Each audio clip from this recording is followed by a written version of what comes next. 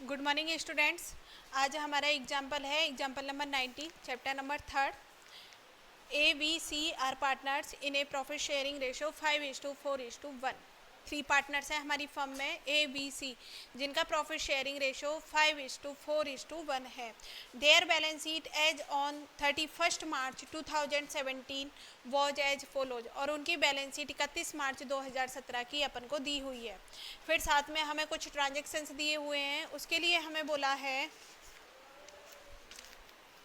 C retire on the above date. C का retirement हो रहा है 31 मार्च 2017 को and same date D is admitted with 1/5 share in the profit. और D का एडमिशन हो रहा है। अब तक जो हमने रिटायरमेंट वाले चैप्टर में किए थे उसमें सिर्फ एक पार्टनर का रिटायरमेंट हो रहा था, लेकिन अब इस चैप्टर में हम एक पार्टनर का रिटायरमेंट हुआ है। इस वाले क्वेश्चन में एक तो रिटायरमेंट भी हुआ है, एडमिशन भी हुआ है। मतलब जिसने सेकंड चैप्टर नहीं पढ़ा है उसके लिए भी सेकंड चैप्टर का नॉलेज होना जरूरी है, क्योंकि इसमें सेकंड चैप्टर के भी कॉन्सेप्ट लगेंगे और थर्ड चैप्टर वाले भी कॉन्सेप्ट लगेंगे। For this the following term was agreed upon. Goodwill of the firm is valued 60,000। जो फर्म की गुडविल है वो 60,000 रुपये। Fix assets are depreciated by 4%।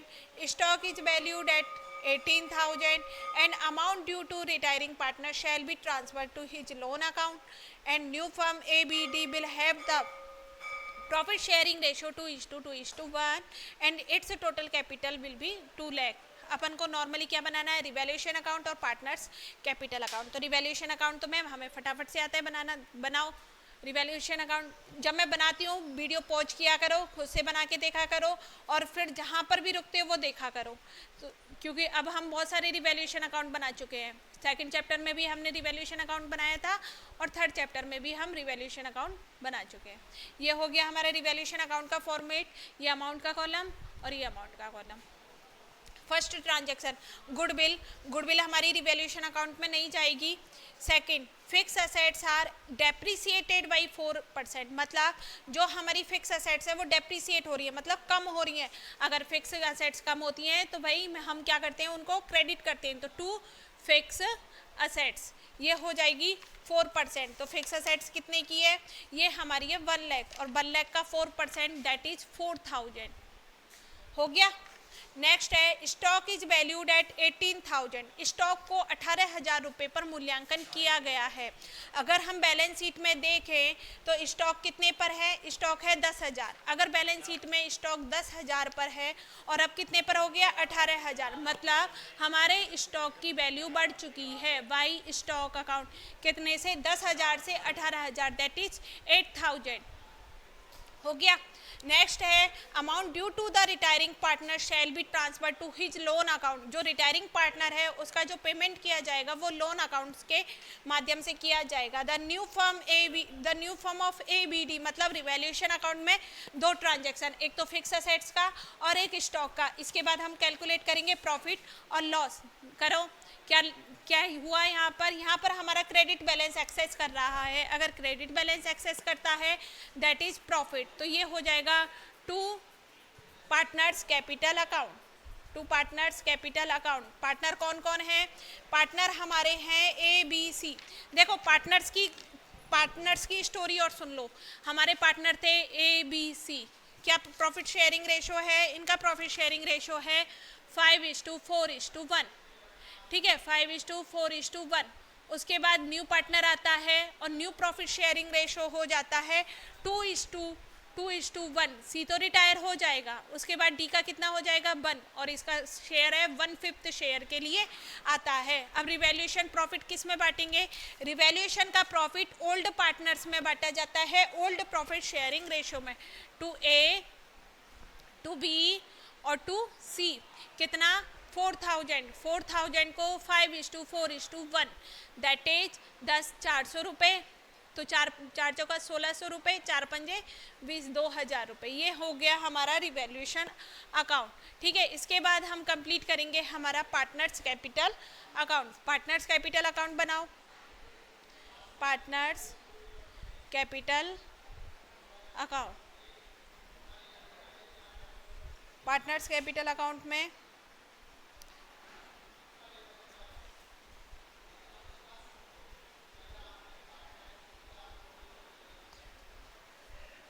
Partners capital हो गया। हमारे कितने पार्टनर्स है? 4। यहाँ पर क्या ध्यान रखना है? 4, तो अमाउंट के कॉलम 4 इधर और बना देती हूँ, ये हमारा यहाँ से स्टार्ट हो जाएगा। ए बी सी और डी हमारे कितने पार्टनर्स हैं? 4, ए बी सी और डी, ये हो गया 4। अब सबसे पहले हमारा वही तरीका है करने का, जो भी बैलेंस है पार्टनर्स की वो लेके आओ। यहाँ पर हो जाएगा by balance B D, by balance B D, A का है 80,000 और बी का है 70,000 और सी का है हमारा 50,000। हो गया।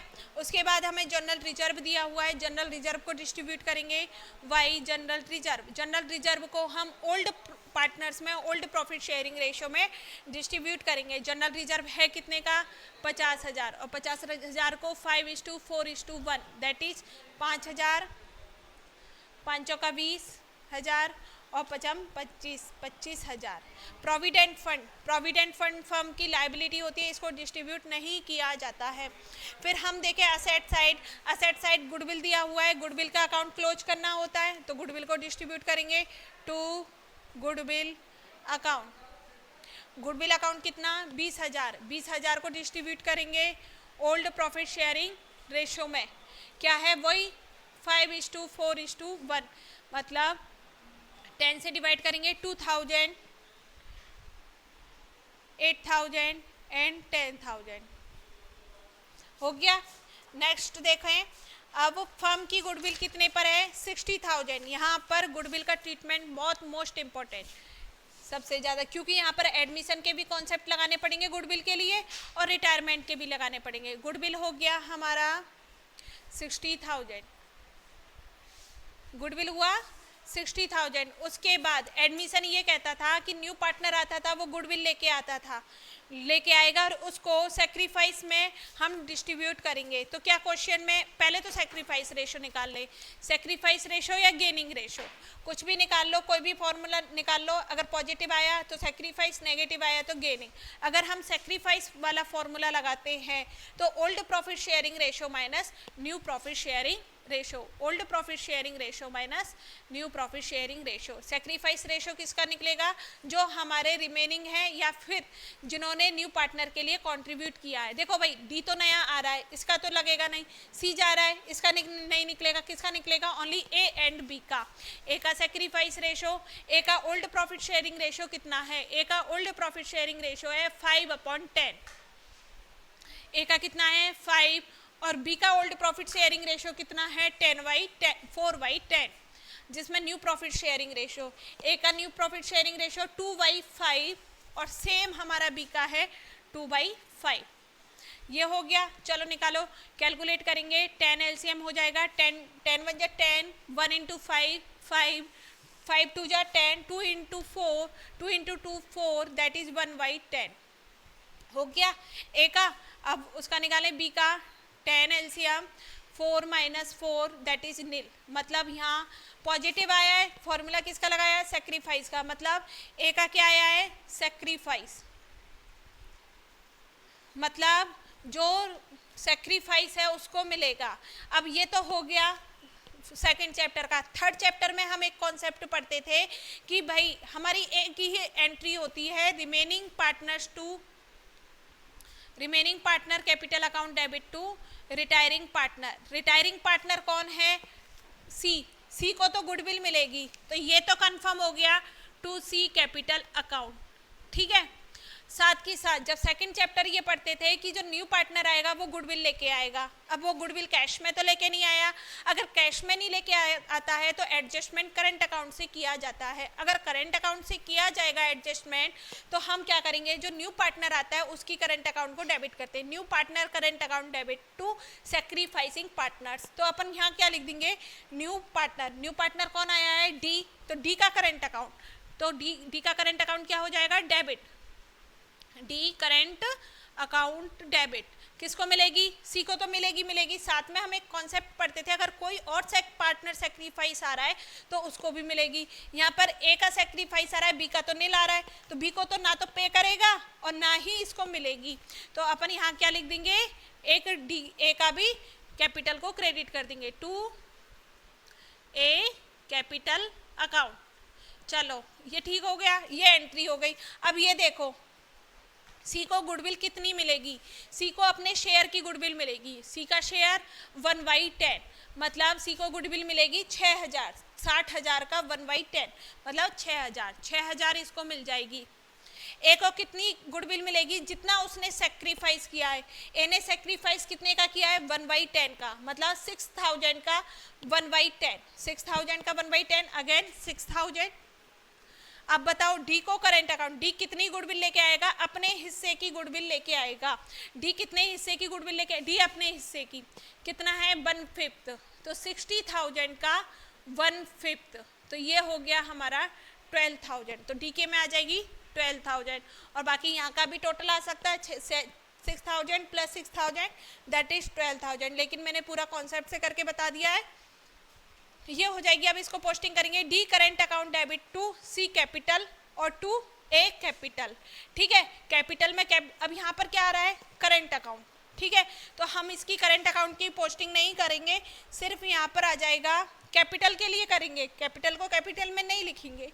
वाई डी करंट अकाउंट, किसमें, सी की कैपिटल को कितने से क्रेडिट करना है, 6000 से, और ए की को करना है 6000 से। बाकी का इधर इसकी पोस्टिंग नहीं जाएगी, क्योंकि यहाँ पर कौन सा कैपिटल अकाउंट है, करंट। हम करंट अकाउंट में पोस्टिंग नहीं कर रहे, हम सिर्फ कैपिटल अकाउंट में पोस्टिंग कर रहे हैं। ये हो गया।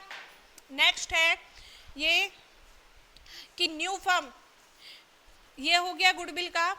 नेक्स्ट 5th पॉइंट कहा हुआ है कि new firm of A B D. अब सी तो चला जाएगा, न्यू फर्म किसकी बचेगी, ए बी डी की। पार्टनर कौन कौन बचेगा, ए बी डी। सी को तो पेमेंट कर दिया जाएगा। देखो न्यू फर्म किसकी, A B D. A B D क्या प्रॉफिट शेयरिंग रखना है इनका, 2:2:1। 4th पॉइंट रह गया, सॉरी 4th पॉइंट कह रहा है amount due to the retiring partner shall be transfer to his loan account. तो भाई पहले इनका टोटल लगा लो, यहाँ पर हम इनका टोटल लगाएंगे। और कौन जा रहा है, सी। तो सी का पेमेंट देखो 50,000 प्लस 5,000 प्लस 6,000 55, और ये हो जाएगा हमारा 61,000। यहाँ पर 61,000, लेकिन सी का कितने का पेमेंट कहाँ से एडजस्ट किया जाएगा, लोन अकाउंट से। तो ये हो जाएगा to loan account, to loan account. To loan account कैसे आएगा, 61,000 माइनस 2 58,000। ये सी को लोन अकाउंट में ट्रांसफ़र कर दिया जाएगा। इसमें सॉरी इसमें एक रह गया, अपन ने ये रिवैल्यूएशन अकाउंट का प्रॉफिट नहीं लिखा, तो by revaluation account, revaluation account रह गया 2000, 1600 और 400, तो 61,400, और ये हो जाएगा अपन का 59,400। अब हो गया सही, 59,400। चलो नेक्स्ट देखते हैं, द न्यू फर्म एबीडी 2:1 में रहेगी, और टोटल कैपिटल 2 लाख है। टोटल कैपिटल कितनी रखनी है, मतलब एडजस्टमेंट ऑफ कैपिटल का कितने बताए थे तरीके, 3। जब फर्म की न्यू कैपिटल दी हुई हो, नहीं दी हुई हो, और पेमेंट किया हो हमें, लेकिन हम टोटल कैपिटल दिया हुआ है कितना, 2 लाख। किस में रखनी है, ए बी डी में। ए वी और डी कितनी रखनी है, 2 लाख, उनके प्रॉफिट शेयरिंग रेशो में। तो ए की कैपिटल 2 लाख इंटू 2/5, इसका 2/5 और इसका 1/5, और ये हो जाएगा 5 का 20, मतलब 80,000। 80,000 बी को 80,000 रखने हैं, डी को सिर्फ 40,000 रखने हैं। तो मतलब टू बैलेंस सी डी आ जाएगा। यहाँ पर कितने रखने हैं, ए को रखना है 80,000, बी को रखना है 80,000, और सी को रखना है 40,000। मतलब डी कितने लेके आएगा, 40,000 बाई बैंक कितना, 40,000। ये हो गया अपन का डी का टोटल 40,000, यहाँ हो गया 40,000। अब हम बी का देखते हैं। बी का देखो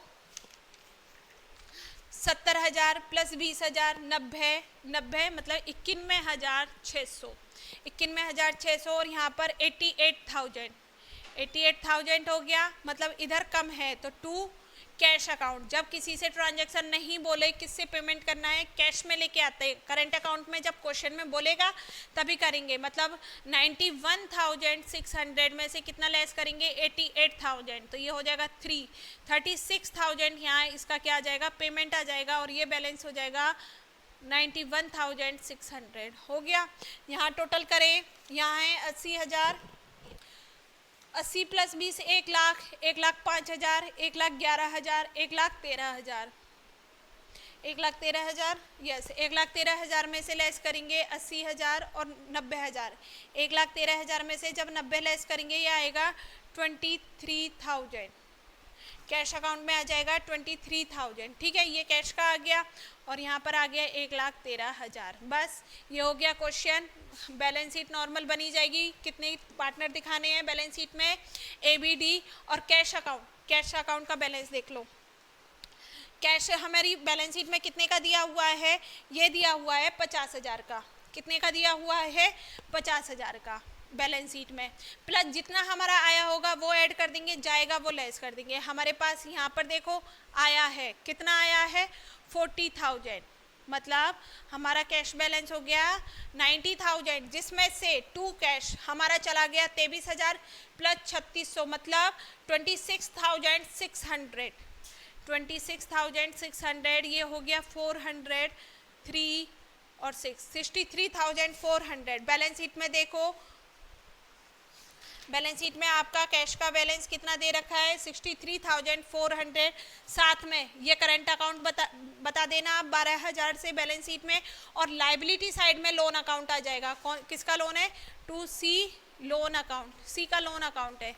ऐसे ही ये क्वेश्चन नंबर 19 हमारा कंप्लीट है। क्वेश्चन नंबर 20 आपका होमवर्क है ये, और फिर कल हम नेक्स्ट टॉपिक डिस्कस करेंगे जॉइंट लाइफ पॉलिसी।